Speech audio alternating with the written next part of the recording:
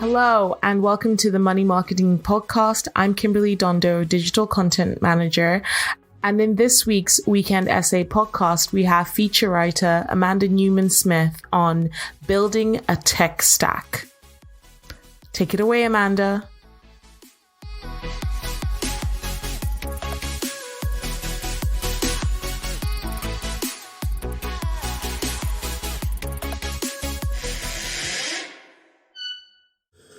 I recently bought my first ever iMac around the same time as writing an article on technology for money marketing.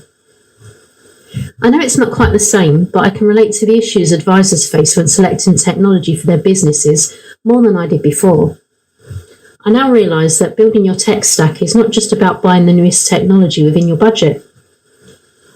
Plenty of advisors and tech experts have told me over the years how much of a problem the integration of different bits of kit is for advisors.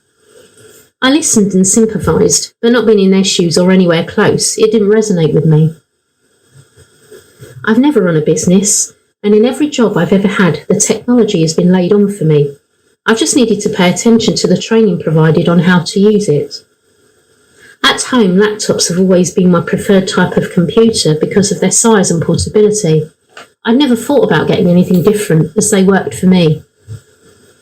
Everyone I've spoken to for my technology article told me the same thing, that advice firms need to start by looking at what they're trying to achieve through technology. What do they want it to do, or what problems do they want it to solve? Only then can you research the solutions that are out there.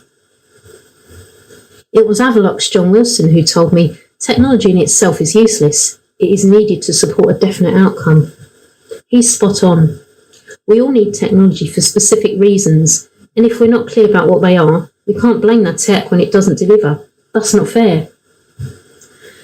Unlike advice firms, I have simple tech needs. I'm not a gamer or YouTuber, and I don't watch films on a computer. All I've needed is Word and internet access, which also ticks off the other thing I do on a computer, internet shopping. But with my eldest starting his GCSEs soon and set on a career in music, I wanted him to be able to record his singing and guitar properly. Our needs had changed, and what we already had wasn't up to the job. Drawing a parallel with advice firms, that is why the technology in place needs to be regularly reviewed. Years ago, I would have just bought Liam a multi-track recorder. I did look at them briefly, but it's no longer 2002. Recording is all about software now, or digital audio workstations to be precise. This is what Liam uses in school.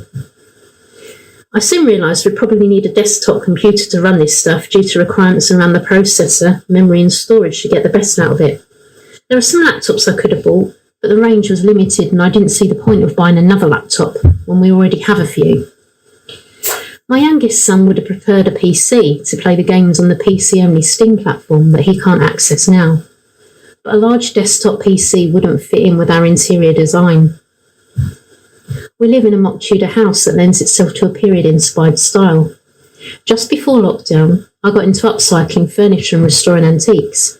My most recent project is an early 19th century square piano that was turned into a desk by the Victorians. Square pianos were great to look at, but didn't last long. Their mechanisms were delicate and not cost-effective to repair, so the Victorians gutted them when they stopped working and turned them into functional pieces of furniture.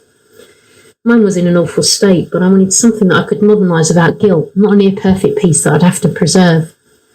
After I'd repaired and ebonised my piano desk, I slotted in an electronic keyboard to give it a modern spin on its original usage. Like my whole living room, it walks a tightrope between Georgian elegance and modern tech. I've worked hard to maintain that balance. I don't want my home to look like a museum, but neither do I want it to lose its character. So I chose an iMac because its minimalist design does not upset the balance. And that's when my budget came into play.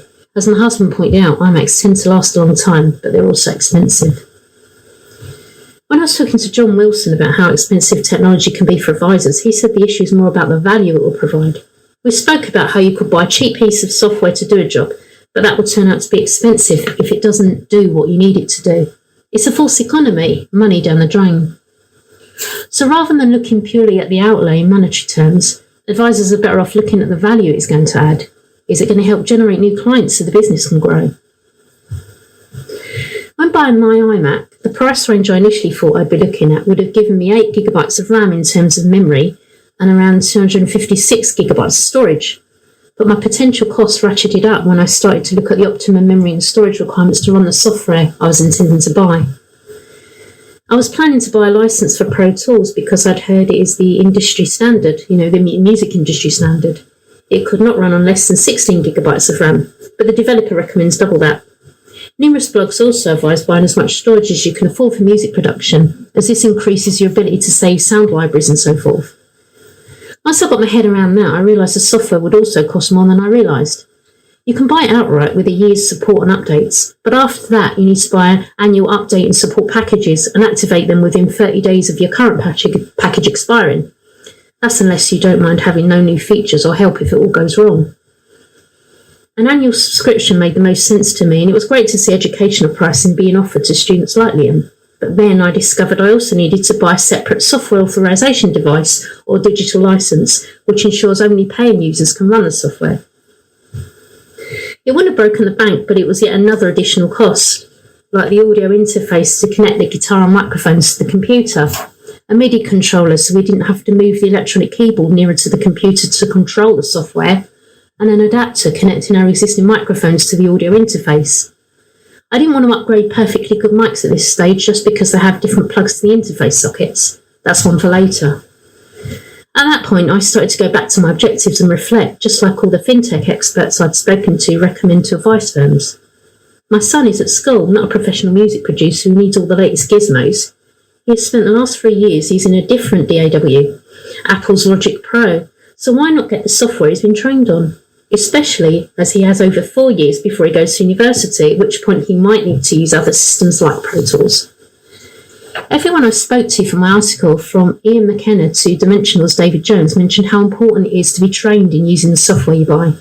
It sounds obvious, but when the cost of everything else is going up, it may be tempting to see training as an additional expense that you can do without. But you really can't, trust me on that. It's pointless shelling out for something you don't know how to use properly. When I opened our music production software for the first time, I was so confused. I'm a big fan of just playing around with things to discover how they work, but that didn't get me far this time.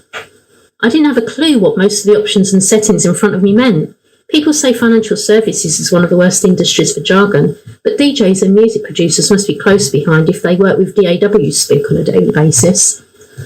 Without training, the things I did understand, like the list of virtual instruments, were physically inaccessible to me.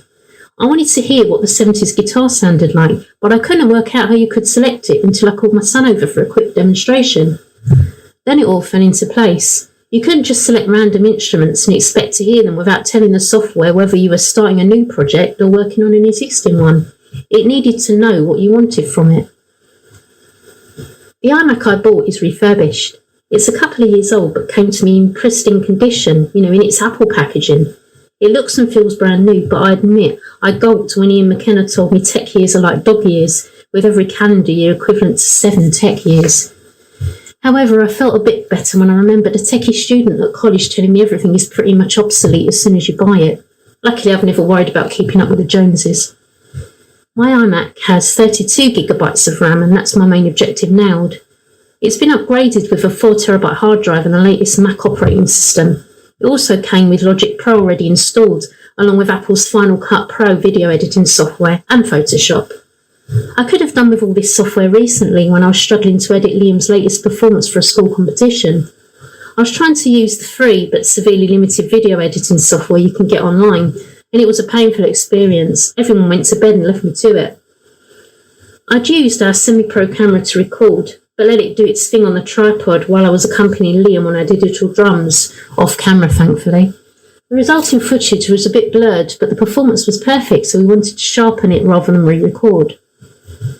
We now have more capability than we need for the foreseeable future, and although what I bought, even the iMac itself, wasn't what I'd initially expected, I think we've got the right combination.